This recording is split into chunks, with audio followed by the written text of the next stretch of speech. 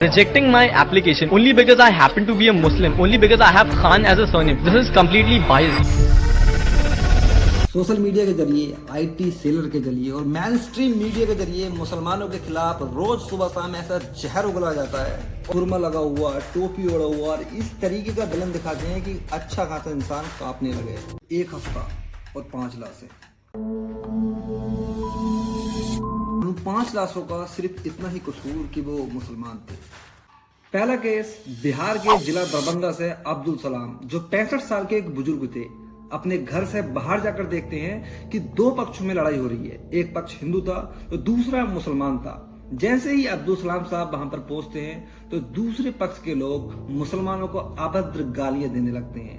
अब्दुल सलाम साहब इस चीज का विरोध करते हैं। वो कहते हैं कि सारे मुसलमानों को गाली देना ठीक बात नहीं है, लेकिन वहां पर बैठे कुछ लोग भड़क जाते हैं और एक शख्स अब्दुल सलाम साहब के सर में राट मार देता है, जिसकी वजह से मौके पर ही अब्दुल सलाम साहब की मौत हो जाती है। पोला राजस्थान का रहने वाला मोहम्मद आमिर 28 साल की उम्र और पेशे से ड्राइवर था। आमिर जब ट्रक लेकर जा रहा था तो कुछ ऑर्गेनाइजेशन के लोग उसे पकड़ लेते हैं और सीधे गोली मार देते हैं। आरोप ये लगाते हैं कि आमिर एक गो तस्कर था। तीसरा केस उन्नेस खान, उत्तर प्रदेश के नखलऊ का रहने वाला 13 साल का लड़का जो लिंचिंग का शिकार हुआ। उन्नेस रात के समय में अपने दोस्तों के साथ एक बर्थडे पार्टी में जाता है और जैसे ही वहां जाता है फिर वापस नहीं लौट पाता और सुबह को खबर आती है कि उन्नेस की हत्या कर दी गई है। आप खुद सुनिए उन्नेस के पिता का क्या कहना है। अपोजिट हो जो ये हुआ है मेरे बच्चे के साथ, अगर उनके बच्चे के साथ होता तो आप होते, झंडे होते, बुलडोजर होता और मेरा घर। चौथा केस रोशन खातून, बिहार में एक मुखिया के घर इंसाफ मांगने गई एक महिला को रोजे के हालात में एक खंबे से बांधकर उसको पानी की जगह पेशाब पिलाया गया, शराब पिलाई गई और उसके बाद उसकी हत्या कर दी गई। ये है आज के आजाद भारत की सच्चाई। ये रही लिंचिंग, जिन्हें बेकसूर मुसलमानों को इसलिए मार दिया गया कि वो मुसलमान थे।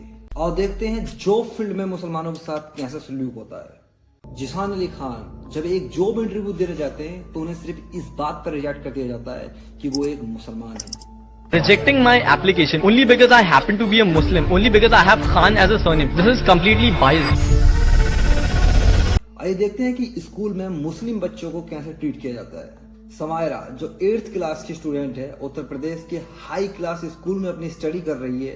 हिस्ट्री क्लास में जब मुगल चैप्टर पढ़ाया जाता है तो टीचर का बिहेवियर समायरा के प्रति बिगड़ने लगता है। टीचर उल्टे सीधे सवाल समायरा से करने लगती है कि तुम्हारे पूर्वज हिंदू टेम्पल तोड़ देते थे ना, और जना वाला वाला। आइए देखते हैं कि हेल्थ सेक्टर में मुसलमानों के प्रति कैसा बिहेवियर किया जाता है। उत्तर प्रदेश के जौनपुर से आई एक खबर जिसमें डॉक्टर ने कहा कि तुम मुस्लिम हो इसलिए हम तुम्हारा इलाज नहीं कर सकते।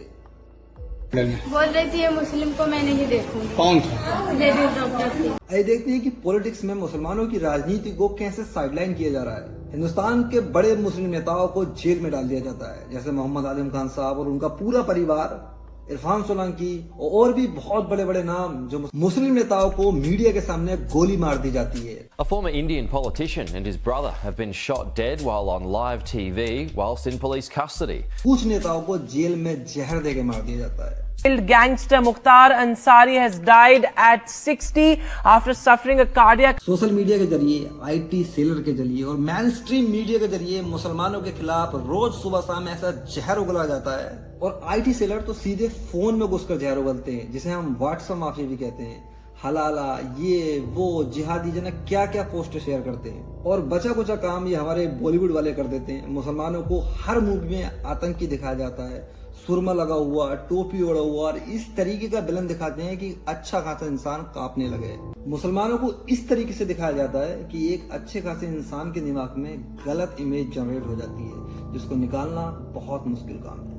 देश में ये सब कुछ होता देखकर मोहम्मद आजम खान साहब की सदन में बोली हुई ये स्पीच याद आ जाती है। 47 में बंटवारे के वक्त हमें हक था पाकिस्तान जाने का, आपको नहीं था। हमें हक था, लेकिन हमारे अजदाद ने यह तय किया कि यह वतन हमारा है। हमारे अजदाद की कब्रें हैं यहाँ, हमारे बुजुर्गों के मज़ारात हैं यहाँ। जामा मस्जिद है दिल्ली की, ताजमहल है, किले हैं, हमारे बुजुर्गों की यादें हैं और यही आज धरोहर है हमारे भारत की। वही लोग गद्दार हो गए, उन्हीं का नाम लेकर सड़कों पर मारा जाने लगा। हम अपनी मर्जी से रुके थे, हमें किसी ने जबरदस्ती नहीं रोका था। जो अपनी मर्जी से रुके उनके लिए आज ही सदन में यह कहा गया सबसे बड़ी अदालत वो भी है। लेकिन अगर आपने इतिहास पढ़ा हो, रेशमी रुमाल तहरीक, हिंदुस्तान को आजाद कराने के लिए कितने उलमा ने फांसी के तख्ते चूमे थे, कितने लोग मारे गए थे।